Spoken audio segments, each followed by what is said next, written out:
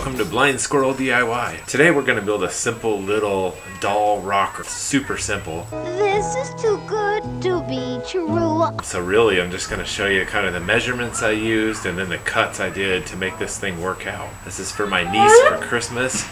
She likes cats, and so we're going to make a little kitty rocker. We'll cut it out and I'll show you the measurements and then how we put it together. Okay, so I'm basically working off of one that my father and mother-in-law made for my wife when she was a kid, and it was a Care Bear. There's nothing wrong with it, so I'm just going to follow what they did and then put my own character on it. So their Care Bear was this front piece. So there's two pieces that are the same, the front and the back.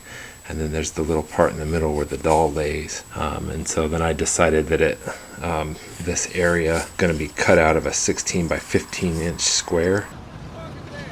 So we need two of those, and then both sides of the crib are 14 inches long by 4 inches high, and the bottom is 6 3/4 wide by 14 inches long. And so then we're just going to cut all these pieces out, and I'm going to cut these squares out first. So I sketched out a few different cat face ideas, and my wife kind of weighed in on it, and we liked that one the best. And so I just sort of roughly figured out where the rocker part would be. Then, as I mentioned earlier about the actual bed of the crib, these are the measurements. Across the top of the bed is 8 inches and the bottom 6 3/4, and these sides are each 4 inches. And so to try to get the cat to cover this, I had to do some measurements, and I decided that 3 inches up from the bottom of the rocker is where this bed will sit. So then when I started sketching it on the board, okay, I forgot to have the camera rolling, but I sketched out the cat on the wood. Probably can't see my marks very well, but I drew where the bed would go, and then I sort of sketched the cat around where that bed would fit. And I was sort of running into a problem where I wanted the cat's body to be small and his head to be big, but the bed is actually going to stick out further back here. I don't want him to be that fat, and so what I'm going to do is, after we paint it, this area here is just going to be kind of a background. And so we'll go ahead and make his body as small as we want, but have some background to cover that. So then my next step after I got him all sketched out was to cut him out. Now we want the front and the back of the cat to be exactly the same size. You can make yourself a pattern and draw it twice and do all that and cut twice. I figured what I would do is clamp both pieces together real tight and then clamp them down to my table. So of course I already did all this without the camera on because I've got the camera. So we just used the jigsaw and cut all the pieces out. So that's where we are now. After these messages, we'll be right back. My little pony dream castle. I can play with my little ponies there. My little pony dream castle. A beautiful place to comb their pretty hair. My little pony dream castle. A lovely throne and Spike the dragon too. My little pony dream castle. Little pony, it's all for you. I love you, my little pony. My Little Pony Dream Castle comes with My Little Pony Majesty. Other ponies sold separately from Hasbro.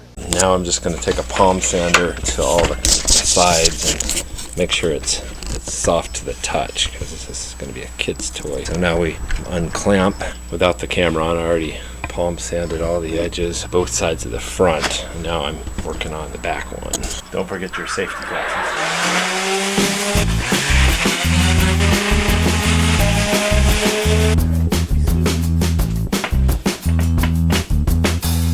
Okay, so the next part, we're going to build the bed part. Now the way this is the walls are at slight little angles here, and I don't think the angle is all that important, except that it has to be hidden behind the end pieces of the bed. So if you splay it too much, it might stick out, so just keep it inside there. I mean, technically it doesn't have to be angled at all, but I think it adds to the look. It looks nice. So I'm going to miter the end of each of the sides so it fits on like this.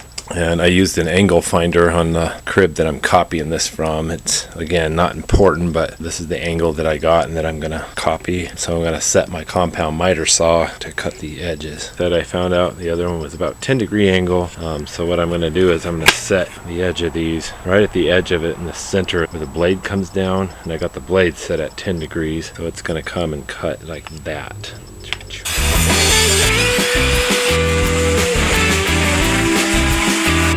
Part's going to be a little tricky because we're just going to put a nail these two parts together, and normally if we were nailing together a right angle, I could put a angle clamp on this, or I could even put it in the vice grip and just nail straight down, but since this is beveled just a little bit, I'm just gonna have to hold it, and so I'm gonna have to aim with that nail, so this is gonna be pretty tricky to hold it together as I nail it. Meanwhile, my wife is inside painting the cat.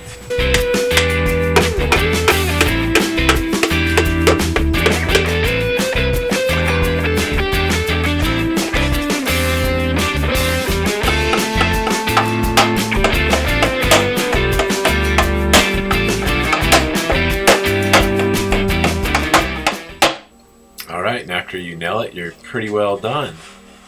If you want it to rock a little more smoothly, you can sand the bottom down real smooth, but that's it.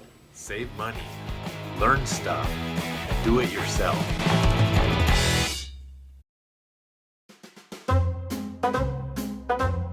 Cook and bake until I found ginger left.